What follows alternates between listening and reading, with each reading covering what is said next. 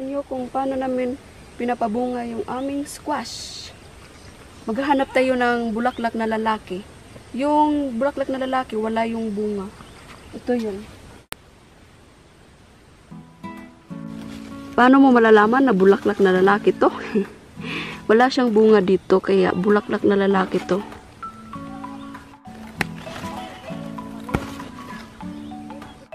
Natatanggalin muna natin tong petals, itong kulay dilaw.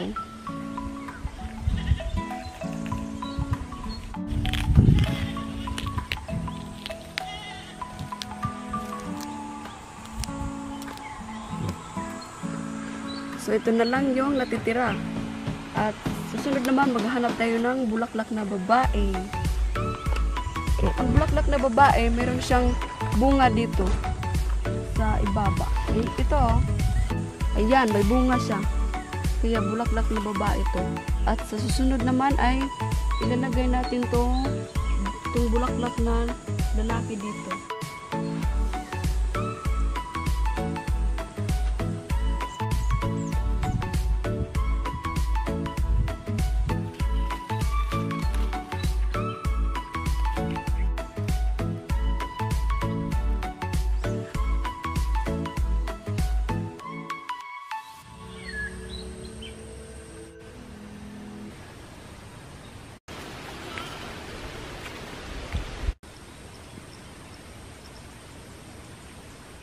Dis amang kaanang bayabas ma. Kadagko pa. Dito yan. Maraming daghana. Maraming daghana. Malaki ng bayabas oh. Matamis pa yan. Ngayon lang kasi kami nakabalik ng farm namin. Mga isang buwan na.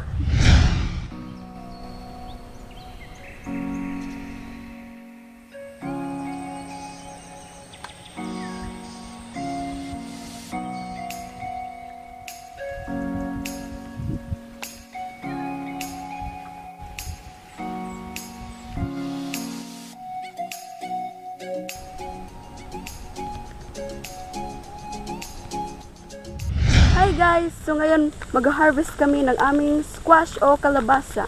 So papunta na kami ngayon sa aming pond kasi nandun yung mga squash na tinanim namin nila papa. Namin? Dito na tayo sa tanim naming kalabasa. Oo. Naupaw kay kuan naman sidya.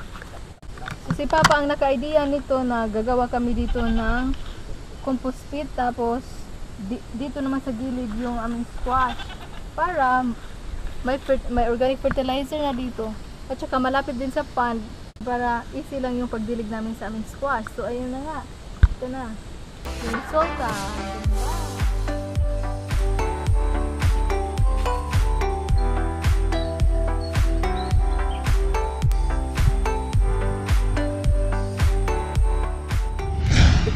And here's Papa. Hello po. Mag-harvest na. Last harvest. Nadugnas na ang among kalabasa. Kapila na tag-harvest ani pa? Ikatlong harvest na namin to ng kalabasa at ito yung siguro yung last harvest. Mao ni pa no, last harvest na ni pa. Ito na yung last harvest. Kasi yung squash ay malapit nang mamatay. Nalalaya.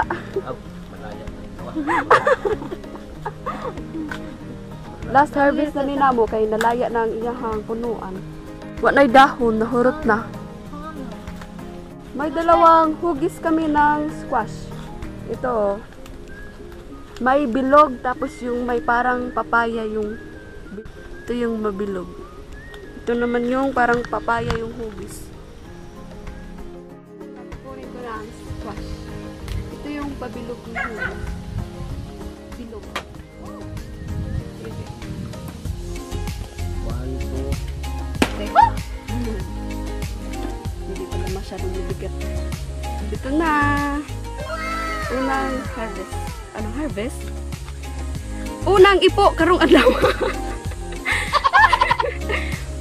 Kukunin namin lahat ng bunga na to kasi parang mamamatay na yung punuan. So ito naman yung kakaibang hugis. Iba pang hugis ng kalabasa.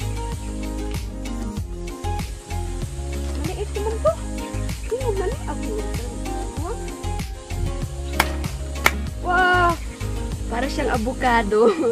No, para siyang avocado. Pero kalabasa pala. Kakaiba lang yung hugis. May malaki din nito, andun. Alam niyo ba yung unang harvest namin, ang lalaki talaga. Ngayon, lumiit na. Kasi, matanda na.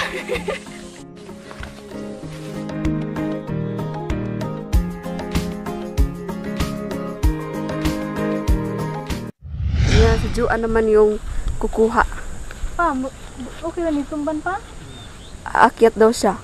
So, aakyat ako dito para kuhin ko yung kalabasa na malaki. Kasi, nasa ano siya. So, nagita pa, hindi ni mabalik. Ito na. Ito na guys, kukunin ko na yung kalabasa. Malaki ito eh.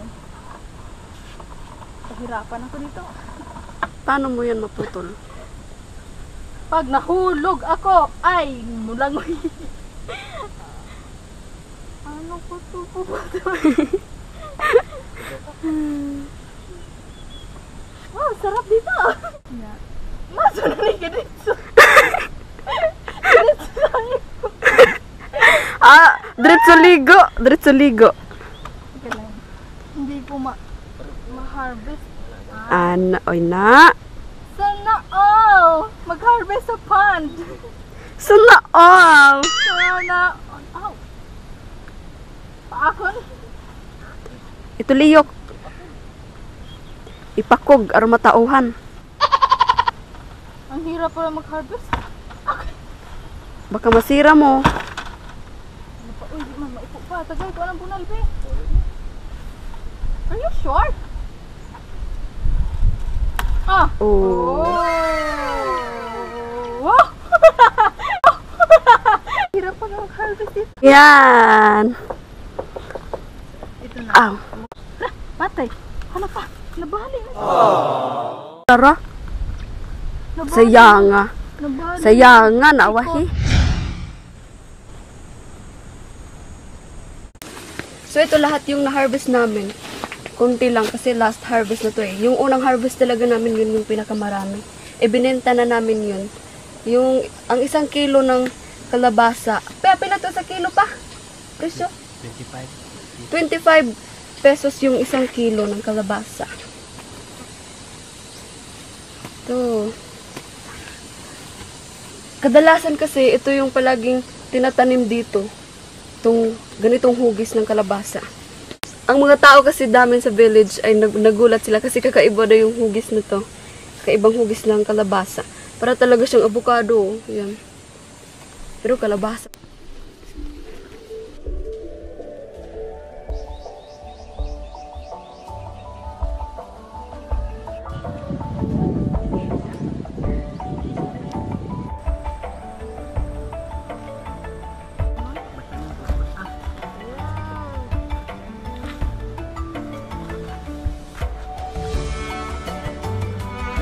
Ang bigat.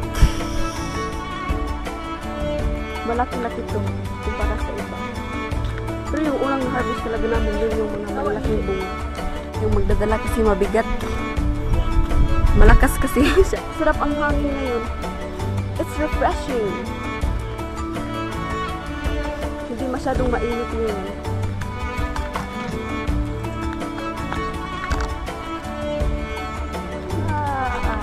Tapos na kaming mag-harvest ng squash. Mahangin. Woo!